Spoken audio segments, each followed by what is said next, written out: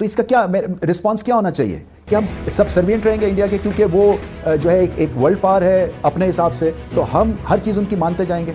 Leadership ये नहीं होती है कि हाँ जी हम सोचेंगे कहीं आइसोलेट ना हो जाएं, वो गवर्नमेंट से हम इजाज़त लेंगे तो फिर आगे बढ़ेंगे, ये पुअर लीडरशिप है। इंडिया के साथ हेड जोन जाना, जैसे हम उर्फे आम में कहते हैं पंगा लेना, एक आसान काम नहीं है। क्रिकेट में अनफॉर्चुनेटली जो प्रॉब्लम आ रही है वो यही आ रही है कि एक मुल्क इतना डोमिनेट करने लगा है फाइनेंशियली। मैं रिजल्ट्स की बात नहीं, स्पॉन्सर्स आ रहे हैं वो इंडिया से आ रहे हैं, ब्रॉडकास्टर्स इंडिया से आ रहे हैं, और ये क्रिकेट के लिए शायद क्रिकेट में द अमाउंट ऑफ मनी वो शायद बढ़ गई हो, लेकिन आई थिंक ये वो पैसा है जो कि क्रिकेट के लिए actually in the long run नुकसानदेह साबित होगा। एक क्वेश्चन ये रेज होता है कि पाकिस्तान ही हमेशा सरेंडर करना है हर बात पे। Exactly. तो बहुत कुछ हो चुका है, इनफ इज इनफ।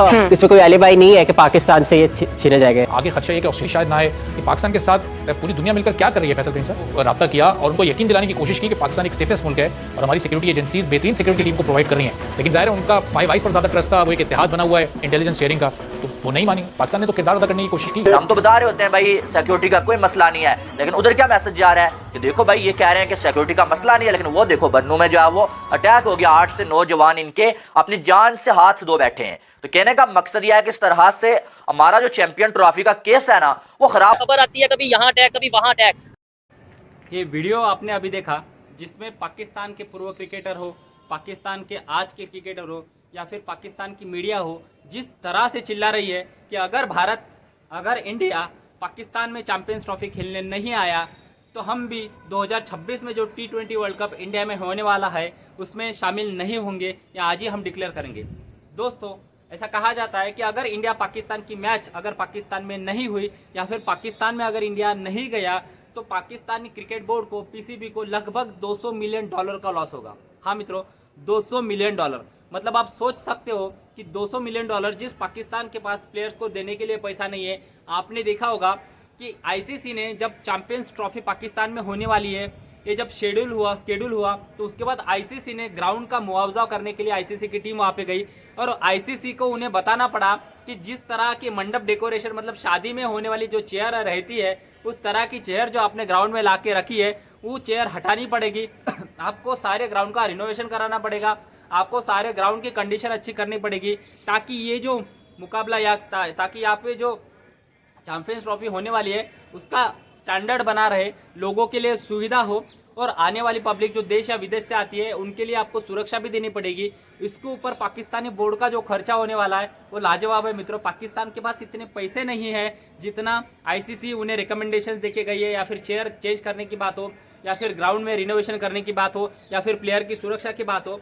तो दोस्तों, ऐसा क्यों है कि पाकिस्तान को इंडिया की जरूरत है। हाँ दोस्तों, अगर आप इंडियन क्रिकेट एसोसिएशन के जो हेड है या फिर आप जय शाह की बात सुनेंगे तो उन्होंने सीधा सीधा कहा है कि हम पाकिस्तान में क्रिकेट खेलने नहीं जाएंगे, because our government is not permitting us to play in Pakistan. अभी इसके पीछे क्या क्या रीजन हो सकते हैं? तो भाई रीजन तो सबके सामने है कि दहशतगर्दी दुनिया में फैलाने वाला देश अगर कोई है, मुस्लिम जिहाद के नाम पे अगर लोगों की जान लेने वाला या फिर टेररिस्ट एक्टिविटी में इन्वॉल्व अगर कोई देश है तो पाकिस्तान है। तो ऐसे पाकिस्तान में हम अब क्यों जाए और ऐसे पाकिस्तान का हम इकोनॉमिकली फ़ायदा क्यों करें? दोस्तों, आपको पता है कि जो FATF होता है, फाइनेंशियल एक्शन टास्क फोर्स, उसने पाकिस्तान को कुछ पॉइंट्स दिए जिससे अगर पाकिस्तान फुलफिल करता है तो जो वर्ल्ड इकोनॉमिक फोरम हो या फिर IMF हो, इंटरनेशनल मॉनेटरी फंड, उनसे पाकिस्तान को पैसा मिलेगा।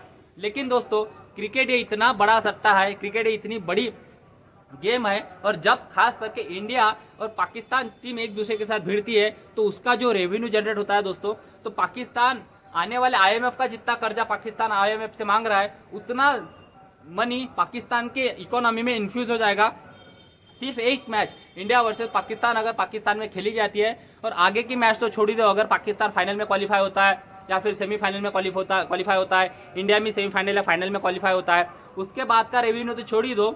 लेकिन अगर इंडिया और पाकिस्तान की एक मैच पाकिस्तान में होती है तो पाकिस्तान को कम से कम $200 मिलियन, आप समझ सकते हो दोस्तों, 16,000 करोड़ रुपए का फायदा हो सकता है, जो पाकिस्तान IMF की तरफ से लोन मांग रहा है, वो पूरा लोन एक ही मैच में पाकिस्तान के पास आ सकता है।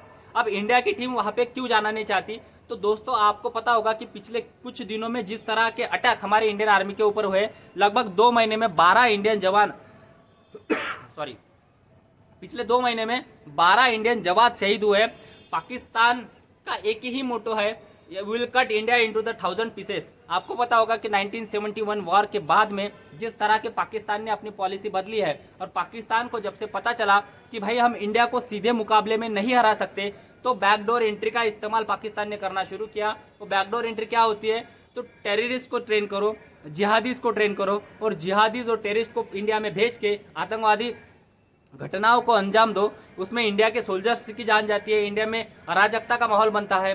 जिस तरह से कश्मीर में लोकसभा चुनाव में वोटिंग हुई दोस्तों, 50% वोटिंग ये आज तक कहीं नहीं हुई। इंडिया में बहुत सारे शहर ऐसे इंक्लूडिंग मुंबई हो या फिर अलग मेट्रोपॉलिटन सिटीज़ हो, वहाँ पे 50% इलेक्शन में वोटिंग होती है। वो 50% इलेक्शन में वोटिंग पहली बार कश्मीर में हुई है। आपने देखा होगा कि कश्मीर के जो लीडर्स है, इससे पहले जो पाकिस्तान के टुकड़ों पे पलने वाले जो लीडर्स है, इंडिया में भी कुछ लीडर्स ऐसे अवेलेबल है।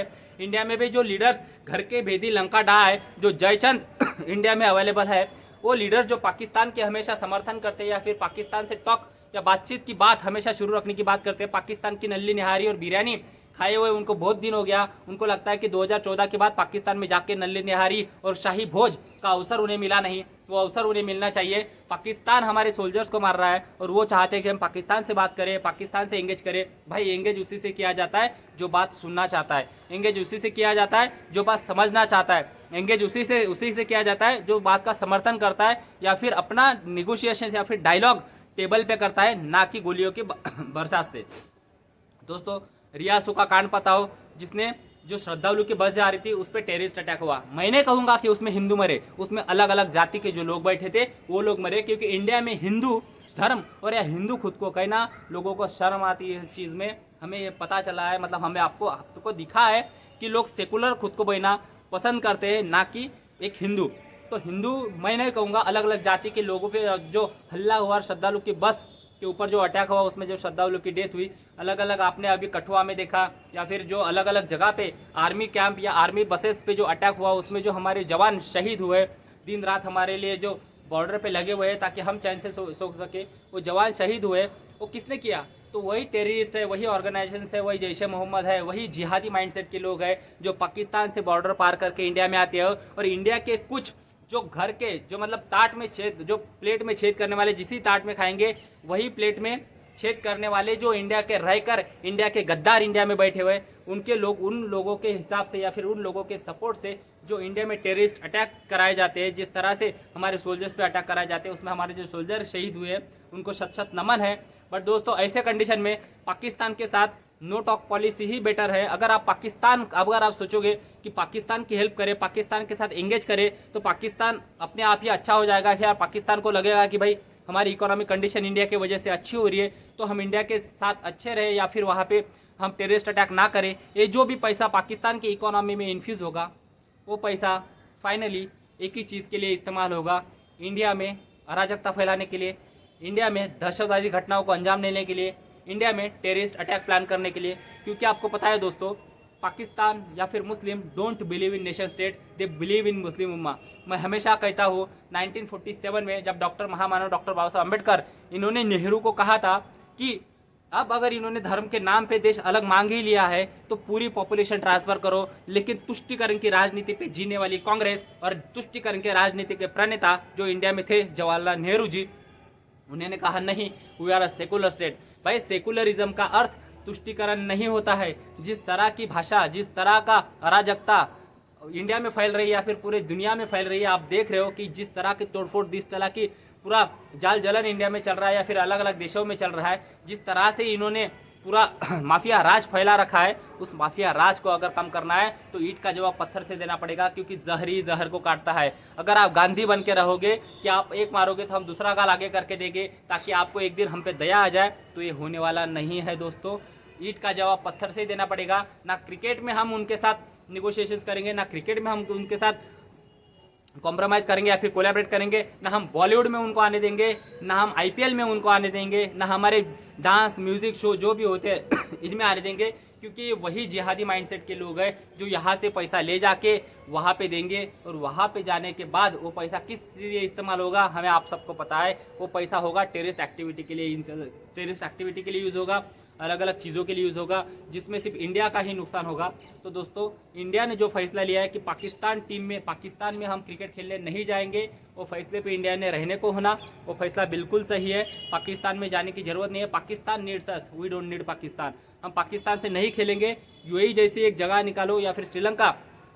दोस्तों, ये होती है फॉरेन पॉलिसी की इम्तहान। अगर आप इंडिया पाकिस्तान का मैच पाकिस्तान छोड़ के अगर श्रीलंका, बांग्लादेश या फिर यूएई में आप अगर रिप्लेस करते हो या फिर यूएई में आप रखते हो, तो उस देश को भी बहुत बड़ी मात्रा में फ़ायदा होता है। जितना फ़ायदा पाकिस्तान को होने वाला है उससे 90%, 80%, 70% या 60% बोलो, उतना फ़ायदा उस स्टेट को होगा, उस कंट्री को होगा। तो उस कंट्री भी आपके फेवर में आ जाएगी। इंडियन गवर्नमेंट, इंडियन मीडिया इसके ऊपर लगी रहनी चाहिए कि भाई हम पाकिस्तान नहीं जाएंगे।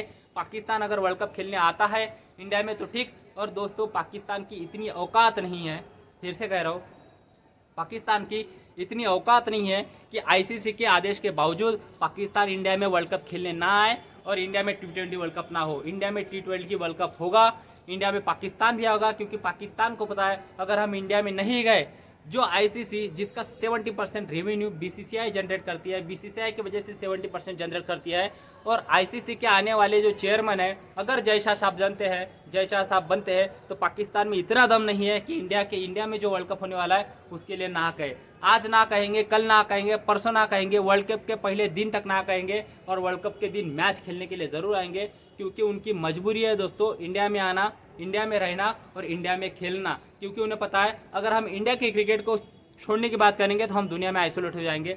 आपने देखा, जैसे ही इंडिया ने चैंपियंस ट्रॉफी के लिए ना कहा तो अफगानिस्तान उसने ना कहा, उसके बाद ऑस्ट्रेलिया बोर्ड ने ना कहा। अब एक एक बोर्ड अपने आप ना कहते जाएंगे, और इसी तरह से पाकिस्तान में जो चैंपियंस ट्रॉफी आने वाली है वो हाइब्रिड मॉडल में बन जाएंगे।